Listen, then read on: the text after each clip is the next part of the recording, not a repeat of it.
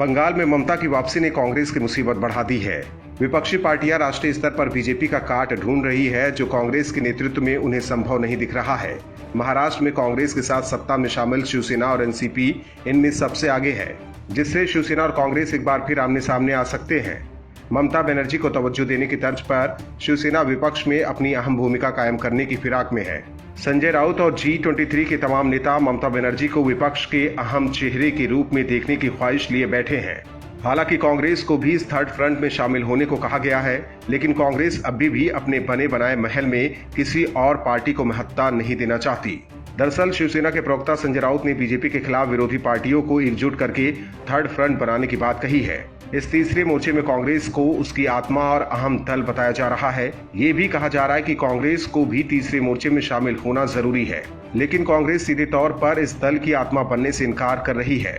महाराष्ट्र कांग्रेस के अध्यक्ष नाना पटोले ने कहा कि थर्ड फ्रंट में शामिल होने का सवाल ही नहीं उठता है।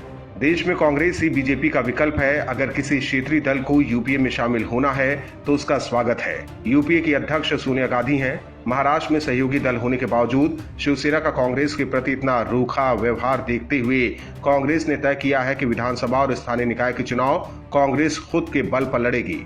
इन सब से परे संजय राउत ने बीजेपी के खिलाफ एक राष्ट्रीय स्तर के गठबंधन के संकेत दिए। राउत ने कहा कि राष्ट्रीय स्तर पर विपक्षी दलों के गठबंधन के गठन के लिए बातचीत आने वाले कुछ दिनों में शुरू होगी। राउत के मुताबिक उन्होंने इस मुद्दे पर एनसीपी प्रमुख शरद पवार के साथ चर्चा की है। साथ ही ये भी कहा है कि इस तरह के गठबंधन में कांग्रेस की अहम भूमिका होगी। राउत ने इस थर्ड फ्रंट कांग्रेस को एक तरफा आत्मा का दर्जा दिया, तो वहीं दूसरी तरफ कांग्रेस को कमजोर भी बताया।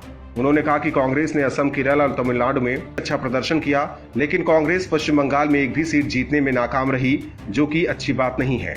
पार्टी को खुद को मजबूत किए जाने की जरूरत है।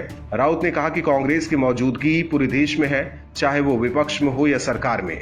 राउत के इस बयान पर नाना पटोले का बयान इस बात को जाहिर करता है कि शिवसेना और कांग्रेस के बीच आपसी विवाद की आग को हवा मिलने शुरू हो गई है, जिसकी लपटें महाराष्ट्र की एनडीए सरकार को भी जला सकती है। शिवसेना कांग्रेस को दरकिनार करने की भरपूर कोशिश कर रही है, लेकिन कांग्रेस भी विधानसभा चुनाव के लिए लड़ने का दावा करके शिवसेना और बाकी विपक्षी दलों के खिलाफ एक्शन मोड में नजर आ रही है। Bureau report, OMH news. और भी वीडियोस देखने के लिए चैनल को सब्सक्राइब करें और बेल आइकन को दबाएं।